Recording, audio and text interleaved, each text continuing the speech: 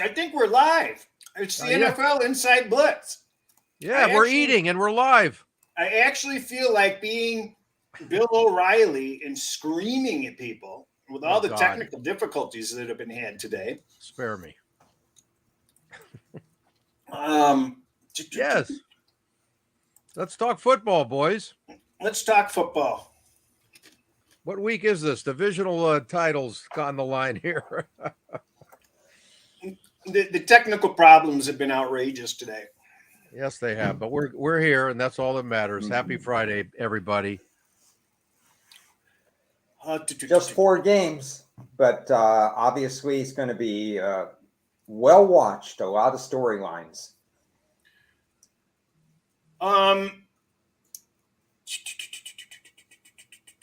Yes. Take it away, Chris. I want to start this off with I'll talk about that later. Okay. What news have you guys come across over the last couple of days that you think has changed your outlook or is something of significance for these games? Yeah. Well, I mean, my biggest issue is Cincinnati's O-line going into the weekend. You know, I mean, if they are not healthy, which they're not, I don't know how they can win this game. And if they do win this game, Joe Burrow is already up there in the top couple for me in the league. Mm-hmm. He is unbelievable if they win this game, truthfully. On the road, in a tough environment, under the circumstances, and he could be hit and sacked so many times he won't know what hit him. Yeah, I think we're missing – I think the interesting – battle in that game is the defense of Cincinnati versus the prolific offense of Buffalo, because Cincinnati's defense has really been doing it all year long. It's hard to get more than 17 points on the game, on them. And right now, Josh Allen has to cut down his turnovers. And if he doesn't, it plays into Cincinnati's hands. It gives them a short field. They have enough weapons. They're using their tight end more than they have. Burrow's getting the ball out quicker because he has to your point, Ted. And, Mixon is chewing up some yards, but he's not a game breaker, but he's still going to be used in this offense. I did mention a little bit on Tuesday and in an article I wrote that his pass blocking has been suspect. So you might not see him on all the third downs in order to give Burrow maximum pass protection, because we're talking about 2 more offensive linemen that may be down for this game. Yeah, it's just a huge factor in this game. And I'm wondering about the Mixon factor, how much he's being, I'll call it sort of benched a little bit from the standpoint of he's also not producing as much as he was earlier in the year. And it's like, if he's not blocking and he's not producing, and I would like to use him a little bit more with some RPO stuff. What do you think? RPO? What do you mean by RPO? Well, just put him out there in pass option opportunities. Throw him out in the flat a little more often, and he could throw a quick block and then boom, hit him. But don't they consider him a liability for that? I don't think they should. Ron, I think you might see Joe Burrow move around a lot. I don't know if you'll see Joe Mixon move around as much in that area. He may do one of those cut blocks where he's thinking. Where you have him, you think he's blocking him, but he moves off like tight ends type. Exactly. That's what I'm thinking. You make a hit, turn, boom, you're there, and hopefully there's a little bit of running room, and he can do whatever he needs to do. Yeah, not bad idea at all. Okay, well, I just got fired as their OC, so it doesn't matter. I think if there's pressure on one team remaining in the playoffs, it has to be Buffalo. I think the expectations for Buffalo is Super Bowl or bust. And a lot of the other teams that are remaining are, they're kind of climbing the ladder, or they're in a comfort zone still. But if Buffalo were to lose this game, this season would be considered a failure, number one. And I can only remember the old Cleveland Indians from the 80s or early 90s or whatever that were really a darn good team but didn't win when they were supposed to. If Buffalo doesn't win this week, what's the domino effect, Ron? Honestly, I don't think there's any. I think they just roll up their sleeves and build back up in the draft. Cincinnati is almost their equal in terms of power rating and in terms of in-season performance, and especially lately, the way they've been playing. Sure, they'd be vastly disappointed, but I don't think heads would roll. I think they would go about building their team. It's hard to get to a Super Bowl. It's hard to win a Super Bowl. There's a lot of teams that, the old Dallas teams before they hit mediocrity, it was hard to get there. Some of the Raider teams. There's only two teams that could be there to begin with, and one that's happy at the end of the year, and it's just hard.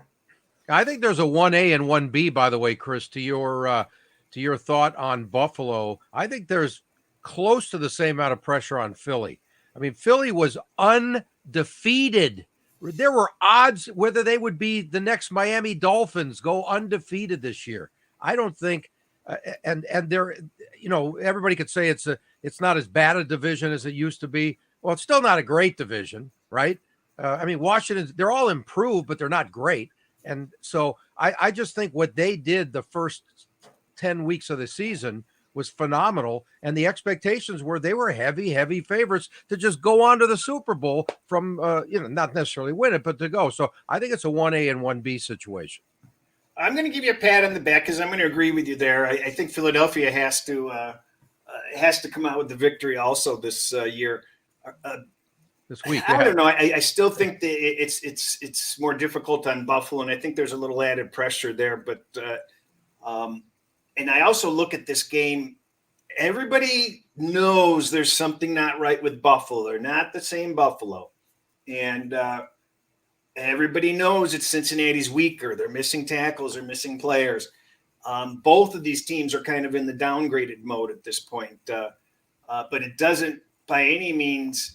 If I'm reading the market, just doing a market analysis, I think I did it on last week's show where I said, or maybe I just tweeted it out. I said, well, I'm betting Jacksonville, but my market reading ability says that the Chargers are the right side. And I think the Chargers were probably the right side, even though we did get the win with Jacksonville. I think Buffalo's the right side in this game. I'm going to play Buffalo. I'm not going to lay the points. I don't think I'm going to be creative with money line parlays elsewhere and such. What about you guys? What are you guys going to do in this game? Well, I'm wondering if you guys had the Chargers in the first half at all in the last game. That's what I want to know. That would have been a good halftime bet and get the hell out of there. I had Jacksonville as undervalued. They were the one power rating play last week, and so that was my main play last week. And they did it the hard way, giving up 5 turnovers to 0, 17 and a half free points. But in the bottom line is, without those turnovers, obviously it's a far different game. We can say that in every game. Yeah. But Jacksonville's slow start, they stayed the course. We talked about this, Chris and I, last week. Or earlier this week, you can't pass 75% of the time leading 27-0. No. So you didn't answer the question. What are you guys betting this game this week? I'll be opposite you. I can't get around the points of Cincinnati. I need to be creative with a different game that we'll talk about, and that will force me to be creative with Cincinnati. But there's just no way that I think one team is 5.5 points better than another right now in this particular game. Yeah, the question is if you equal the O-line situation and give them let's just say they get 2 of their guys back, Cincy, right? Is it that big? It should be 4.5 most, 4 maybe, right? Yeah, my problem is defensively, Cincinnati defends the pass better than Buffalo does. Okay, and that's where I'm basing my analysis on. I easily give Kansas City the offensive line advantage, and Mahomes and Burrow, they're both great quarterbacks. So it just hinges on, I think Mahomes is going to make at least one mistake, and he'll probably make some creative, fantastic play that will get them into the end zone. And maybe I lose the play. Nothing is a lock in these games, and Mahomes is special. but I can't get around the fact that Cincinnati plays the better pass defense. Okay, you're getting me mixed up here. You're mixing up the games, Ron. You're mixing up Kansas City and Buffalo. Okay, now I don't even know who's playing this weekend. Cross off Mahomes is your nurse add in Josh Allen. Okay, edit that. Just put Josh Allen in there, and I think Josh Allen is good for a turnover or two. Okay. Yeah, he just got the leftover of David Crosby's drugs again. Yeah. If you guys could see what I'm looking at, because I'm looking at a completely purple and green psychedelic. Well, you're lucky. That's much better than the and real. And then Ron starts talking about Mahomes, and I'm like, wait a minute. What are you taking? I keep the audience on edge. So just to clarify my point, Buffalo's defense is not as good as Cincinnati's defense versus a pass, and Josh Allen, I believe, will be baited into a turnover. Yeah, but is it also as much about the Buffalo pass rush in this game, not just the overall pass D? Because again, it doesn't have to be as great pass D if Burrow is having to rush every single pass. Yeah. Well, I can only go back to last year's playoffs. Burrow knew that he was going to get sacked 4, 5, 6, 7, 8 times. Get rid of it. Yeah, and that offensive line was absolutely horrible. And they know what's at stake. They know they have to design that game plan a certain way, but they have weapons. They have 3 outstanding wide receivers. Best trio in the league. They're using their tight end a little bit more. They can flare out Mixon, like you said, and put him as part of the offense. It is getting the time, but Burrow's, he'll find the way to get this done. I think you're wrong. I look at this game sort of as the game that Dallas laid a turd sandwich, and we talked about it. And the very best thing that can happen to a team is what happened to Buffalo against Miami. They got a little scare. They didn't look good. People are questioning them. And, my metrics don't have these two teams close. And I like the motivation value of Buffalo, coming off a scared straight game. And I think that they're going to show, and I don't think Cincinnati will cover. Okay. Well, yeah, that's good to have some disagreement. Absolutely. I love it. But, my issue with Buffalo is they don't look like the same team over the last month. It's sort of like they're spiraling downward a little bit.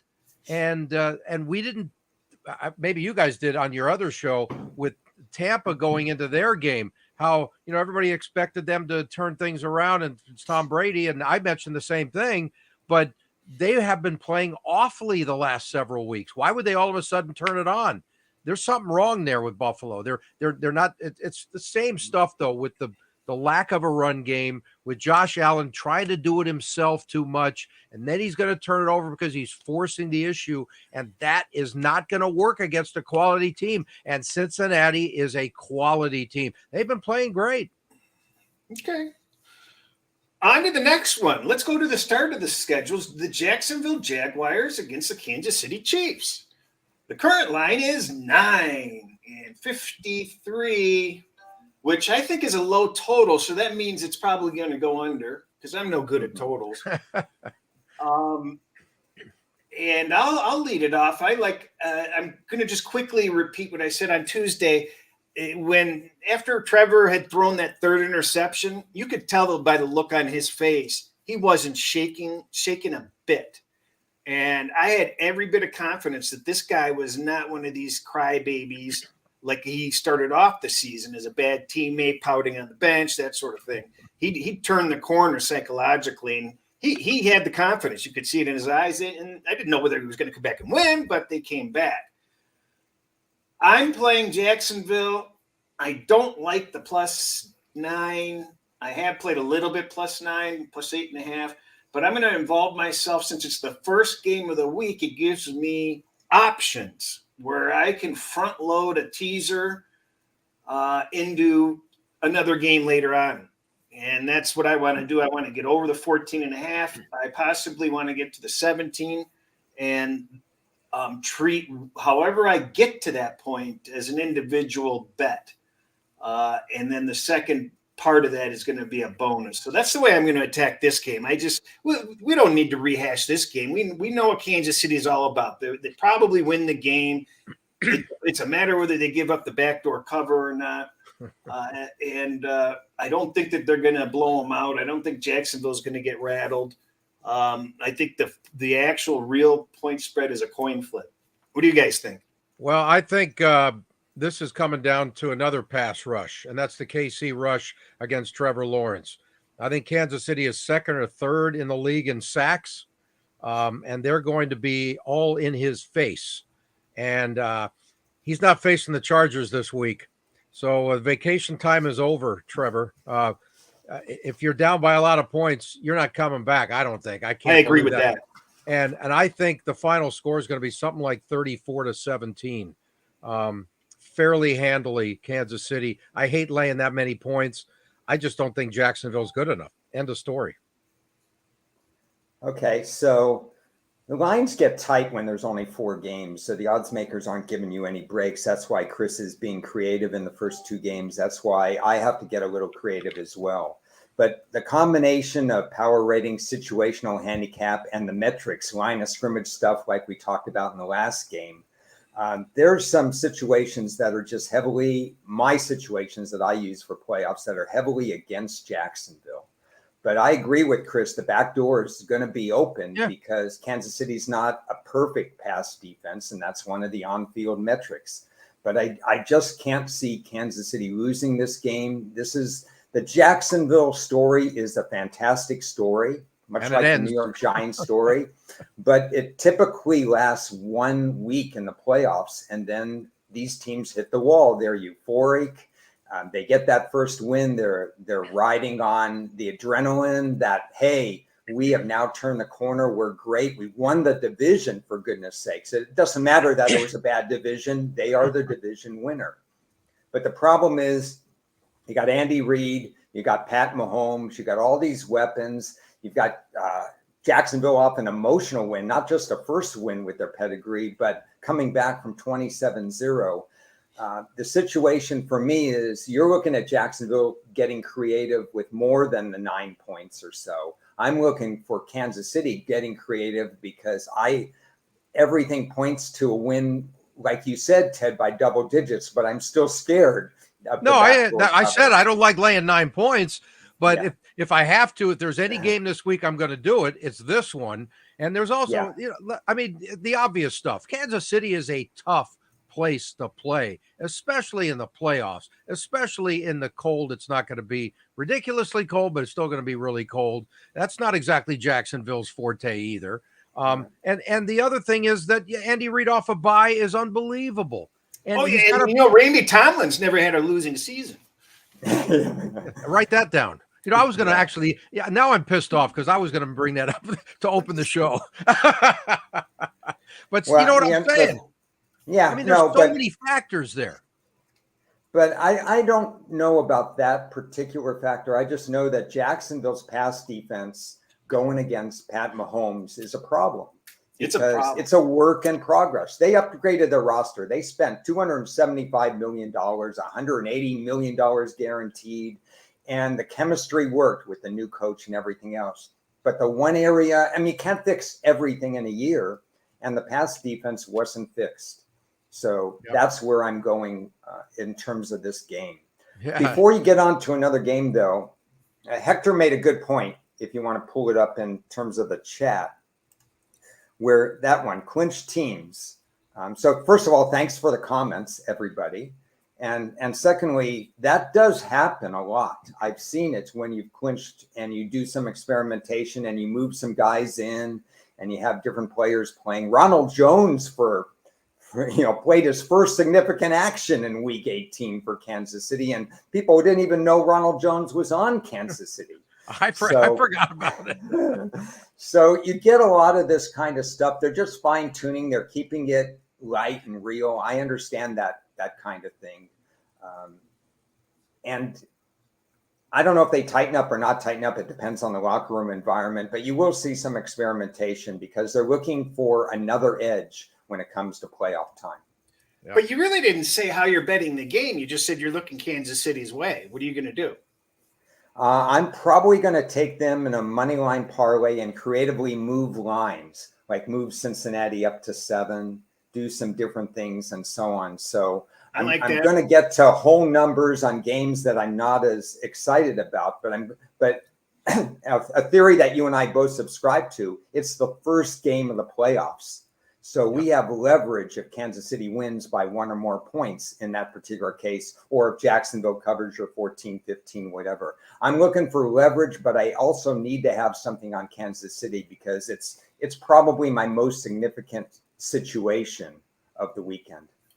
I want to point out to people that you really have to check at each and every one of your shops because the rules are inconsistent between all of them, legal and not legal. The difference between FanDuel will let you do this or will not let you do this, and DraftKings will let you do this. So you just don't know. But one of the things you might want to try is looking at alternate lines and trying to parlay them with other things. So an alternate line with a money line, a couple of alternate lines with each other. A situation where you can buy points with a money line. All these different combinations, try them out in your, when you load them up and see if the books will take it and see if you can get exactly what you want and see what those pays are going to be. Yeah. And if it does not work at a shop, like FanDuel won't take them, but DraftKings will. Obviously there's hundreds of shops. So they work at some shops. They don't work at other shops. You can get really creative with some teaser options. The teaser menus are a lot wider than I'd ever noticed. You've got your 13 points, your 10 points. And now I'm seeing 7.5, 8.5, 9.5. I'm guessing that those aren't necessarily very positive EV, to say the least, but you just don't know under the right circumstances that you might not just be able to create something that's okay, so to speak. But I'm just raising awareness for this stuff. So I'm on record. I'm going with Jacksonville some way, somehow. I'm with Ron. See, my metrics are too far Jacksonville. I have no choice but to take Jacksonville. And I'm a scared little sissy girl that doesn't want to take the 8.5. I want more points some way, somehow, because I agree with you guys that this could be 31-17, something like that, 34-17 quite easily. And just backdoor it, baby, right? Yeah. Yeah. So what are the chances of the line moving a little bit late here at all? I think it's trying as hard as it can to get to 10. You do? Wow. Wow. I agree with that completely. Well, I had to lock some stuff up. 10 would be nice, right? Well, it allows you to get up to 17 on a teaser. So, yeah, and again, since it's the first game, your key focus is to grab that first game, that the best possible line you can get, and then you've got 3 other games to do something on the back end with. And it doesn't mean you're married to whatever you put that back end into, because you also have options to throw something into that back end. But what you want to do is try to escape out of that first game, if you like Jacksonville, just with that win. That's going to be my perspective on it. No, this is the disclaimer part of the show, because a lot of people who are going to watch this are going to understand all the things that we talked about. And some of them just need to be held. Their hand needs to be held, which is fine. Just do straight bets. So my advice, and Chris, you could absolutely chime in on this. If you like Jacksonville, I'd wait for the 10. I think a 10 will pop up. If you like Kansas City, then do a conventional tease, even though I'm not into teases, and we've talked about that before, or just take a small bet on Kansas City if you could still find the 8.5 that existed, or the 9 or something like that. Don't try to outsmart yourself if you haven't done this before. If you're into this, we can give you all these permutations. Chris has really adjusted that way during the season. I need to be creative during the playoff season because there's less variance in lines in this particular area. But to be safe, if you like a side, if you like the Jacksonville side, I don't think you have to get that creative if you find the 10. Just take the 10, and if you have that conviction. No, and in fact, I'm looking it up right now. Let's talk about some alternatives here, right here. Something that I noticed earlier, which I've already bet a little bit of. I guess they changed it a little bit. A really good bet that's sitting dead right now at FanDuel is which I like, is the plus 11.5 minus. It was minus 142, and it's like up to 146 now. But if it's sitting at a 9, I'd rather have the 11.5 minus 146. That's not a bad value. They're a little bit off on that. So you got to be checking alternate lines. So if you don't like your lines, go up and down. Go to FanDuel, go to DraftKings, go to MGM, go to every one of your books and check the alternate lines, because maybe they have something that really floats your boat and it's some nice value. Well, just off the top of my head, I'm wondering if the line might be moving towards 10. Why would you take an alternate line at 11.5 now? Why don't you wait? Because you might have better value later. Well, no, that would be a situation if it's a stagnant 9, and what you see is what you get. Well, I don't know. I'm just wondering. I haven't bought more of it. But don't you think the alternate line would move a little bit too in your favor? The juice would, for sure. Yeah, that's what I mean. In theory, but they don't update the alternate lines as no. But by game time, you might have something good.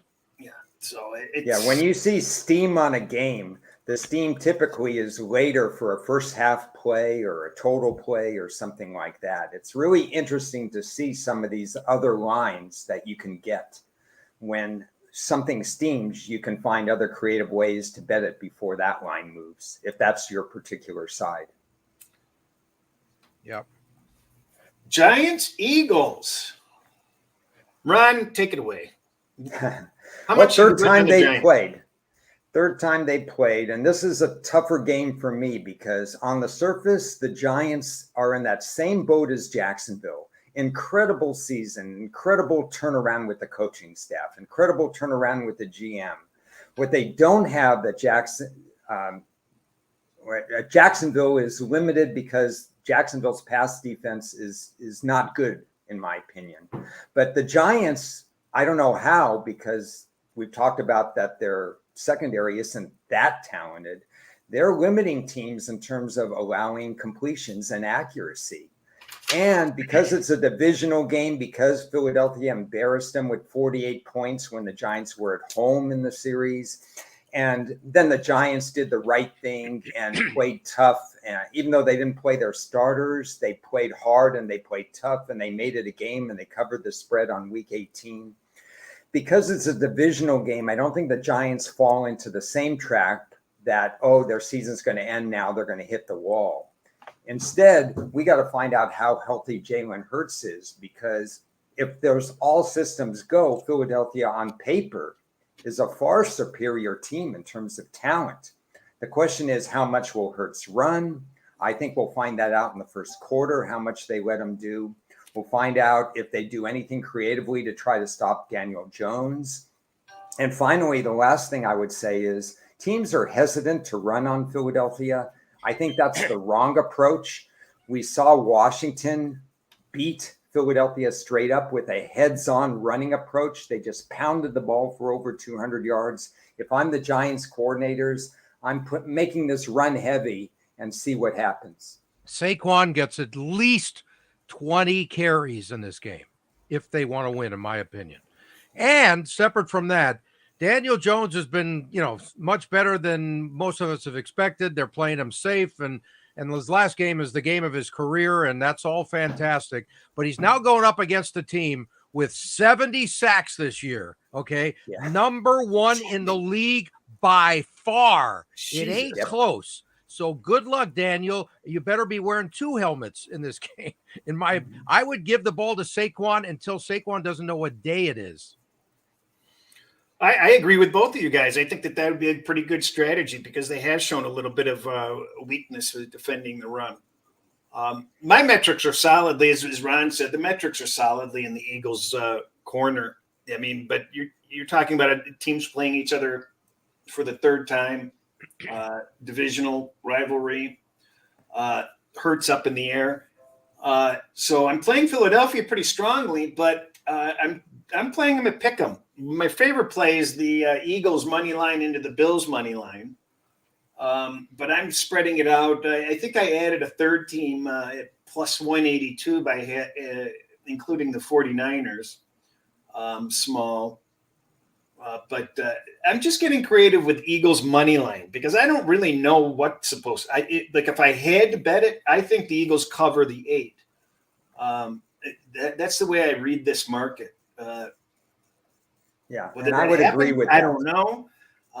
I'm not laying 7.5. I'm just being creative with them. I don't even like teasers that leave any points available anymore. So I've just been throwing them in the money line for the most part, and that's pretty much all I have to say about it.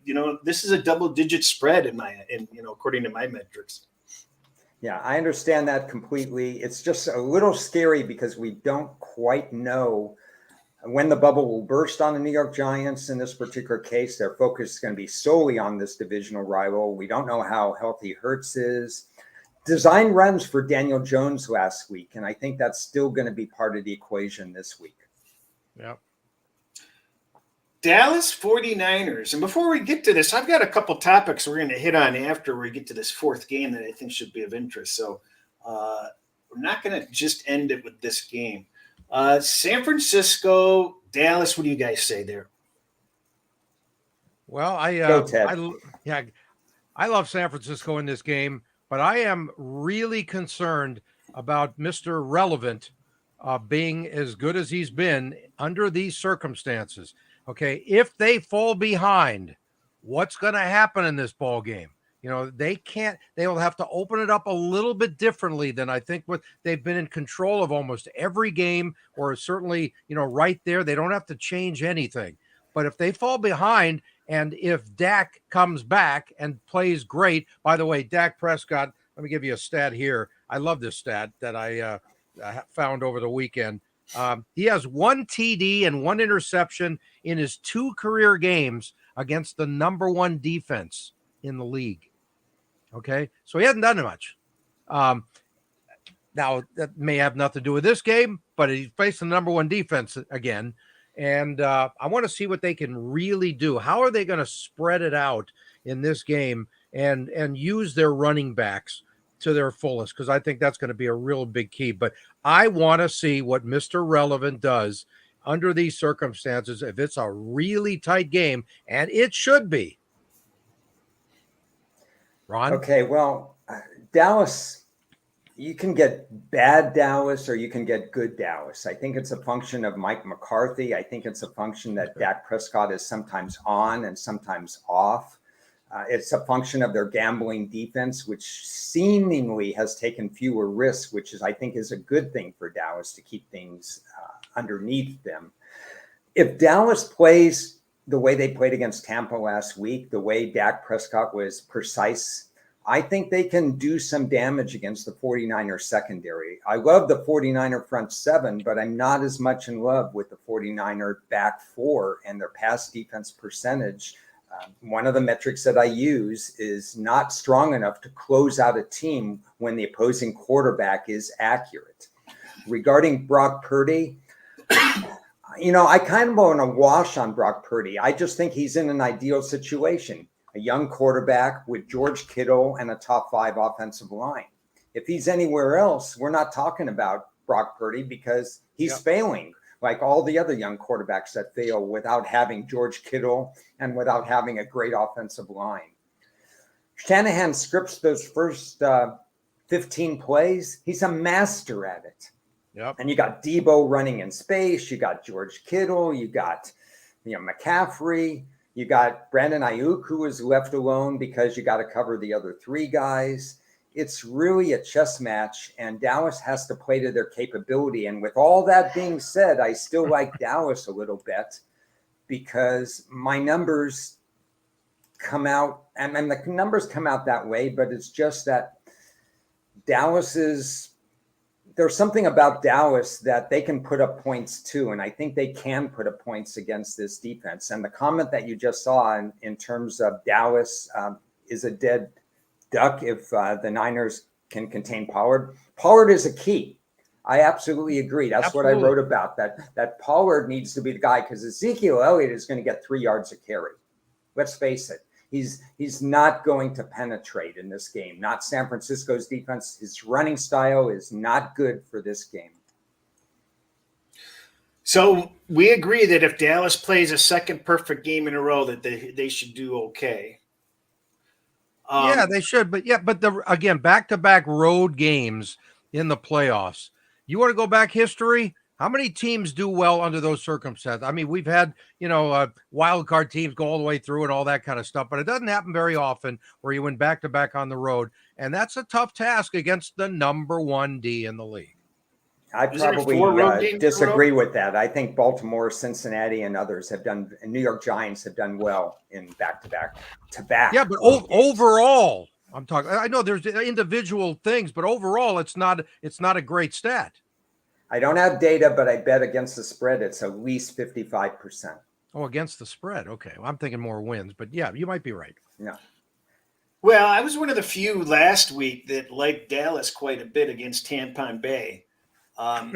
So my metrics are not anti-Dallas. I also like San Francisco last week. So I've got 2 teams where my metrics have been treating me well all season.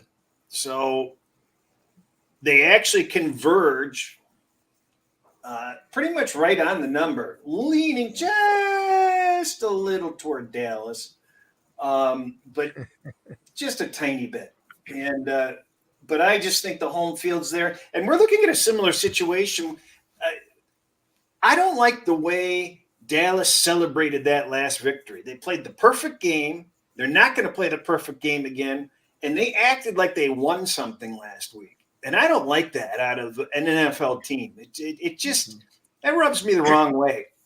I don't agree with that because to me, they as poorly as they played the last few weeks of the regular season, that was a time. It's a great road win. Enjoy it. And, you got yourself, the quick, the turnaround factor ain't good either.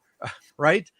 When you look at it, you got 2.5 less days rest, less prep work, travel day, all that stuff comes into play here. That ain't good. That's a tough situation. This is not your normal back-to-back road situation either in that respect. I've involved San Francisco in my betting, but not with the point spread. So that's what my thoughts are. It's not going to surprise me in the least if this ends up being a 1 to 4 point game. And obviously Dallas is good enough to eke out the win. Somehow I feel that there's added value on the if come or they're due category with Purdy going down the drain. Everybody keeps on waiting for him to foul up, and this is by far the toughest defense he's had to face. But I don't like playing what if. I'd rather go off of what we've seen, and if it quacks like a duck and it walks like a duck, it's a duck. I mean, we can't expect him to morph into something that he's not. So, yeah. So I just lean towards San Francisco. Ron, you're going to play in what, +4? Is that about it? This is my question to you. And we had this conversation early with the opening line. I set it at 4, but I expected the line to start out 5, and I was wrong because it's set out 3.5 and so on. So my question before I answer that particular question is, where do you think the line ends up, Chris? I think I don't think I think it is right where it belongs. I think it's going to touch 4.5. I think there's going to be some concern about McCarthy. I think there's going to be some thinking that it's going to be a Dallas, it's going to be a Philly, San Francisco, the game we want to see, NFC title game kind of thing. Yeah, this is part of the creativity, I think, with my Kansas City play. I don't want McCarthy to cost me money because he gives up some late touchdown or this or that. How can I get Dallas to 7? Can I use an alternate line 7 with KC money line, that kind of thing? Well, why don't you just do the Kansas City down to do a 7-point teaser and get San Francisco or Dallas up to 11? I don't want to do the tease. I don't want to do the -130, -140 type tease. I only have one shop that does -130 anymore. A lot of them are -140. And I don't want to get back in the habit of doing teases, especially since I've been handicapping so well straight. But unfortunately, it's like doing a mini tease when you do an alternate line to a money line. But I'm just trying to create leverage in that first game, which is the game I like the most. Yeah, Ron, by the way, Jerry Jones is on line 2 for you. Everybody wants to see Philly and San Francisco. Not America's team. They don't want to see America's team. I don't care less. The less we hear about Jerry Jones, the better. Thank you. I mean, he's the mouthpiece for that team. It's like the coach is a puppet. This is not breaking news. Ask Tom Landry what his opinion is of Jerry Jones. Yeah. I wanted to bring something up. With all the new states adding the legal sports betting, I've seen a lot of stuff in forums and Discord channels and on Twitter. People don't really know what to do. And again, I haven't gone through this with, being in Nevada. But there are some, glaring things that I think just need to be mentioned that are helpful. And that is, obviously, you want to go to the shops that have your best bonus opportunities, and you want to maximize those bonus opportunities that are available. So whatever, you don't want to spread your money out amongst 20 different books. You want to focus and get the best possible bonus that you can, and then work your way out from there. Another thing that people need to be aware of is they're going to profile your account pretty fast. When you open a new account, whether that be offshore, onshore, legal, not legal, whatever. So if you do have your wits about you and you do generally play sharp action, or you can hold your own, don't open the welcome mat and let them know who you are out of the gate. When you have new accounts, you don't want to be slamming them with steam action and chasing all the sharp lines and doing stuff like that. You want to do the opposite. You want to try to be vanilla. You want to, if you've got any parlays, you like, stick them in that account. If you got any teasers, stick them in that account.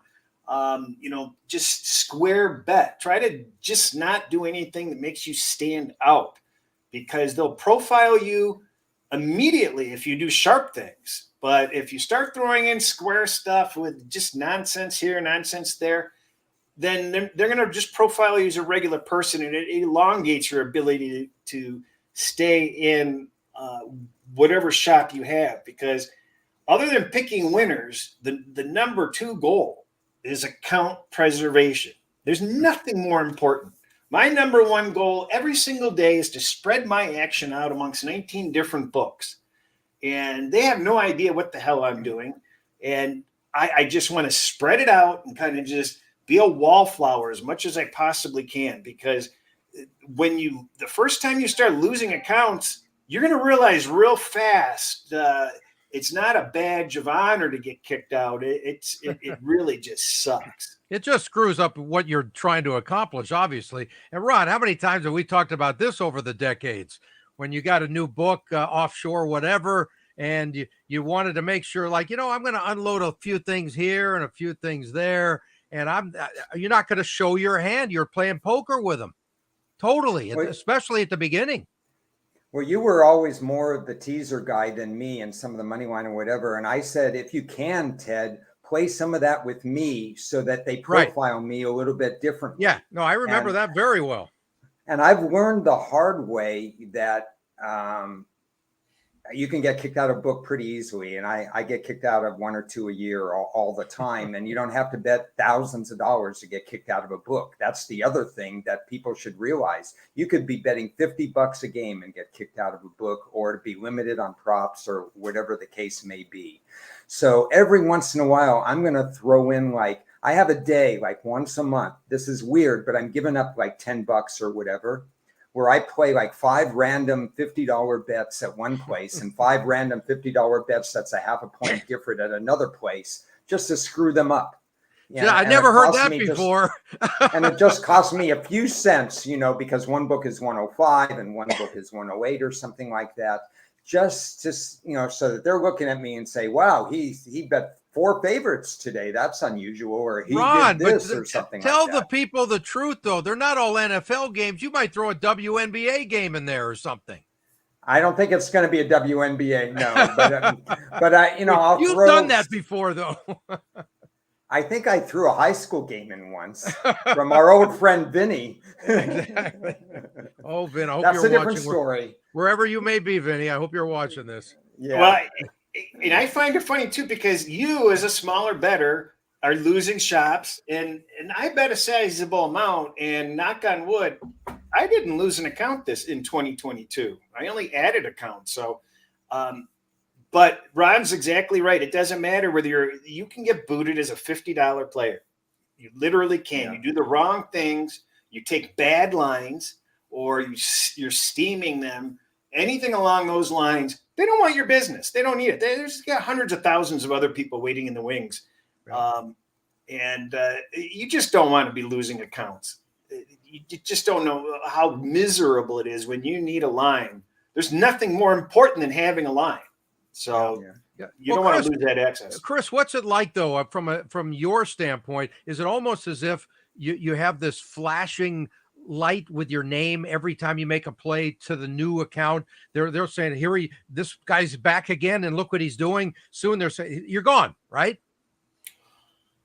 They monitor all new accounts, very diligently, because they want to know who their customer is. Right. So, and believe it or not, there's a hell of a lot of sharp people out there that can play the game, the top-down approach, and can read a board and make good money chasing steam or middling or doing this and that, but they're too stupid to camouflage their action.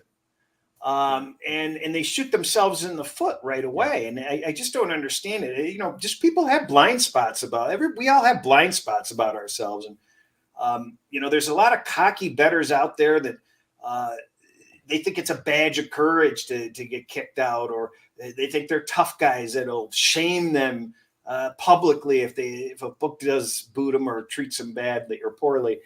And that's, it's all BS.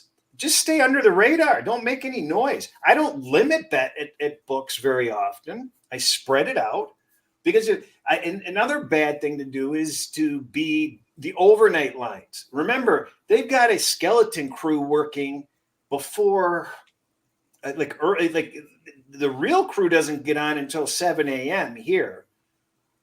So you don't want to be betting a lot of stuff in the middle of the night, because those supervisors there, they have nothing to do but pick their nose and to kind of amuse themselves. So if you're going to come in there and bet, overnight lines, you're going to stand out, stick out like a sore thumb.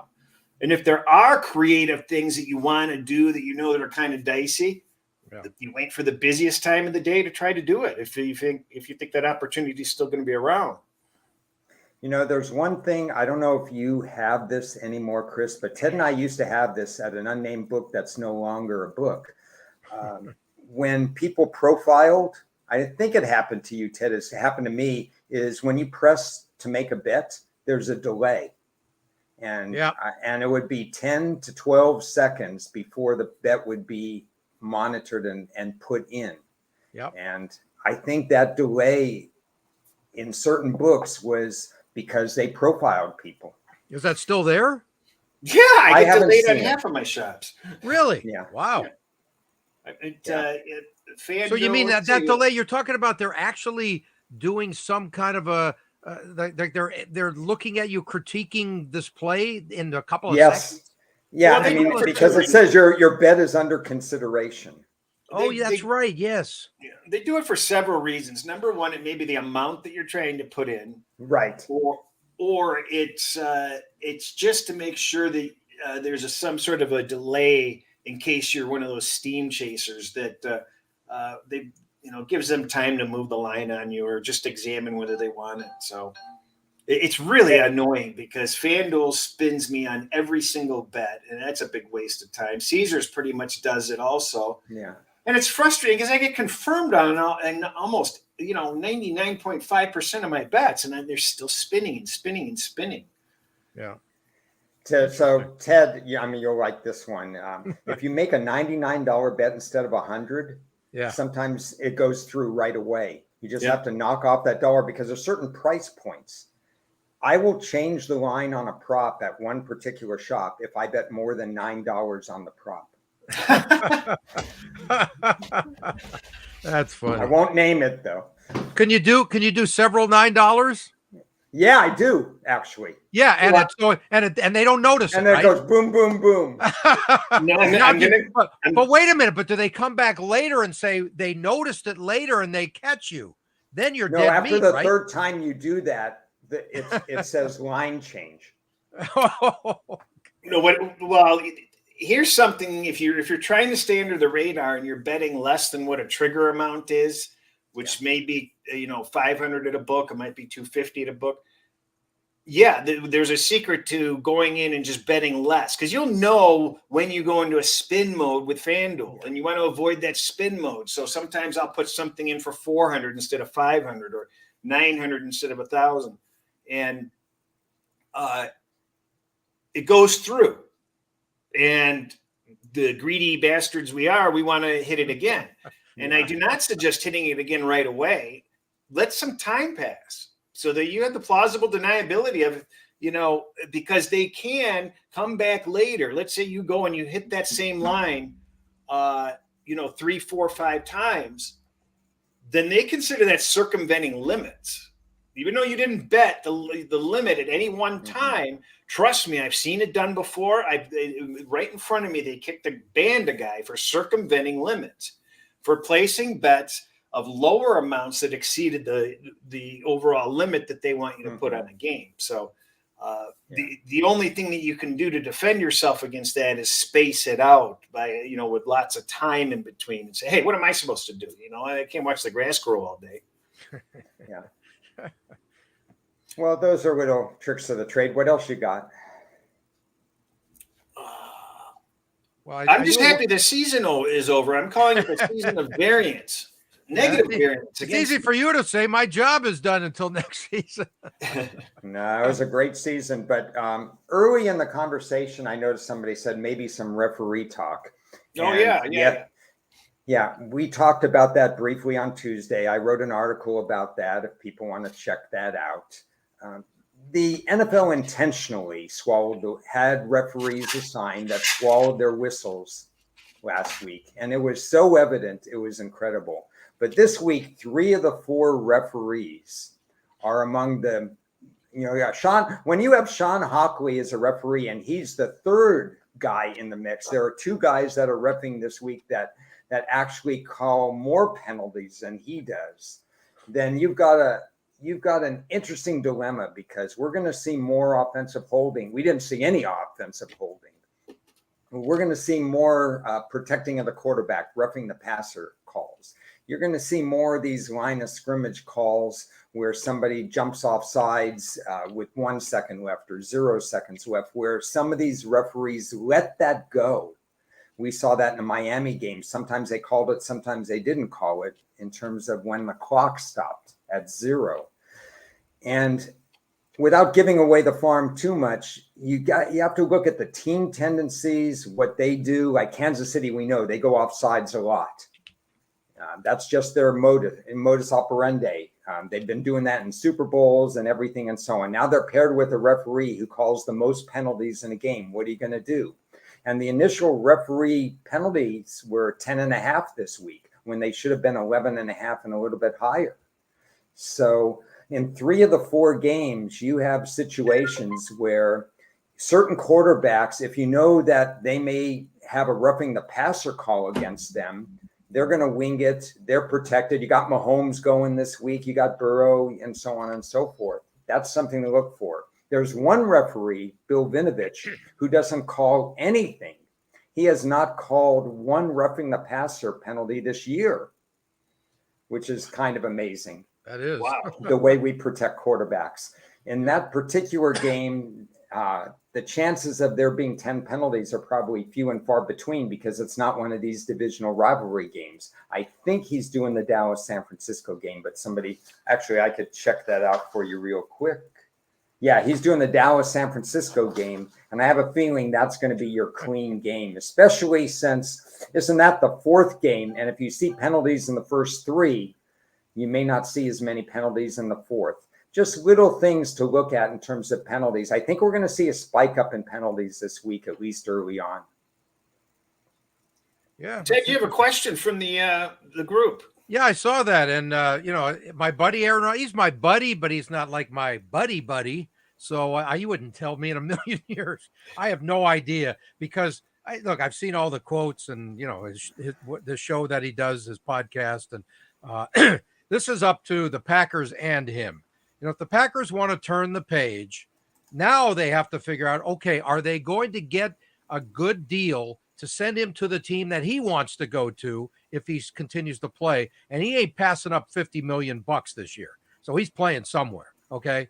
I got to figure I'm not going to put a number on it, but it's probably Green Bay. But if it's not, and they're going to say, okay, we're going to go with Jordan Love, good luck, then, it's got to work out really well for both sides, but I can't see him just retiring and giving up that money. He's got 2 more years at about 50 mil each.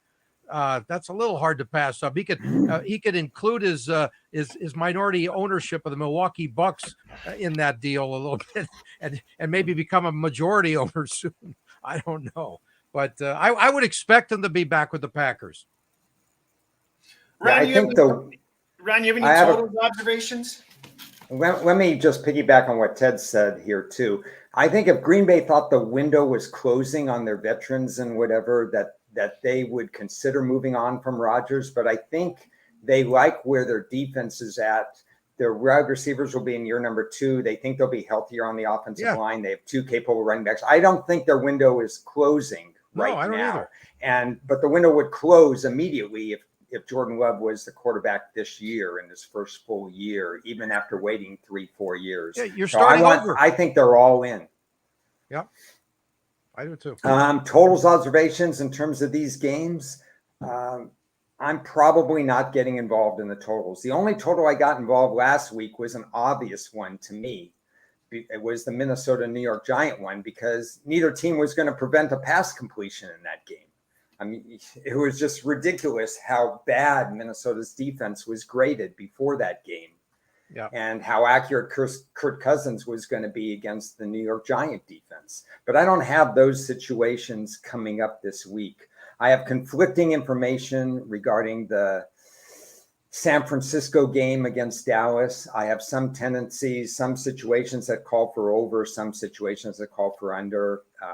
Chris, you mentioned that the Jacksonville line being high. It's probably a little out of my range for me to consider an over, even though you think that Kansas City is going to score 30 points and Jacksonville's going to have to keep up in order to cover that game, maybe a backdoor over in that game.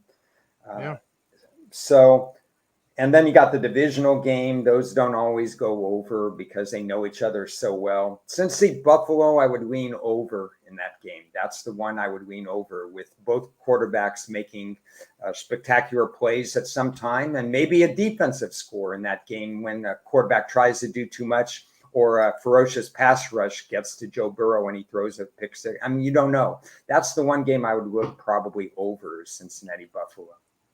I took a little bit of San Francisco Dallas under, but I'm not jumping up and down about it. Obviously all 4 of these games can go over or under.